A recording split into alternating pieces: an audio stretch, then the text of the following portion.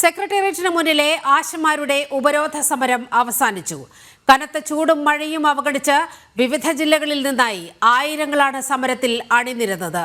സർക്കാർ സംഘടിപ്പിച്ച പരിശീലന പരിപാടികൾ ബഹിഷ്കരിച്ചുകൊണ്ടാണ് ആശമാർ സമരത്തിനെത്തിയത്.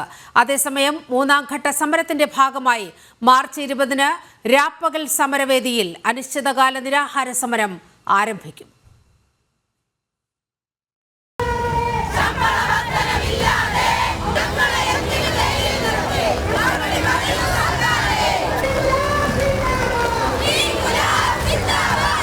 രാവിലെ 10 മണി മുതൽ ആരംഭിച്ച ഉപരോധ സമരം വൈകിട്ട് 5 മണി വരെ നീണ്ടു.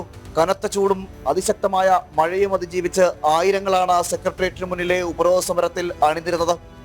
സമരക്കാർ MG റോഡ് ഉപരോധിച്ചതോടെ ഗതാഗതം പൂർണ്ണമായും തടസ്സപ്പെട്ടു.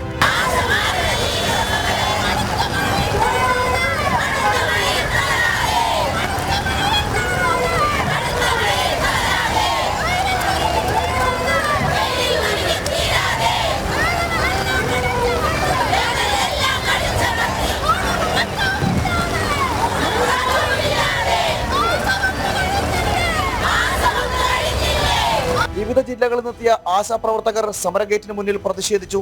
വടകര MLA KK രമ സമരം ഉദ്ഘാടനം ചെയ്തു.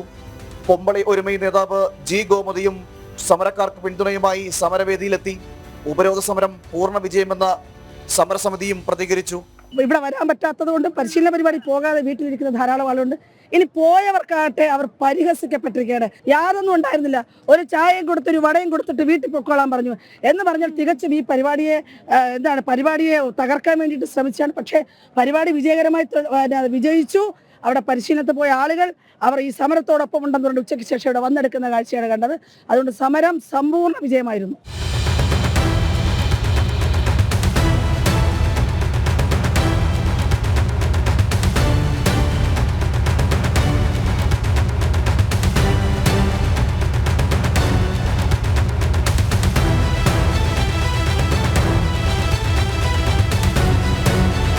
സമരത്തെ തുടർന്ന് കനത്ത സുരക്ഷയാണ് സെക്രട്ടേറിയറ്റിനും പരിസരത്തും പോലീസ് ഏർപ്പെടുത്തിയത്.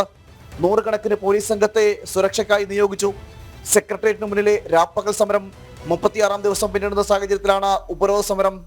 സമരത്തിന്റെ മൂന്നാം ഘട്ടത്തിലേക്ക് കടക്കുന്നതിന്റെ ഭാഗമായി മാർച്ച് 20-ാം തീയതി മുതൽ രാപ്പകൽ സമരവേദിയിൽ അനിശ്ചിതകാല നിരാഹാര സമരവും ആരംഭിക്കും. ജനം, തിരുവനന്തപുരം.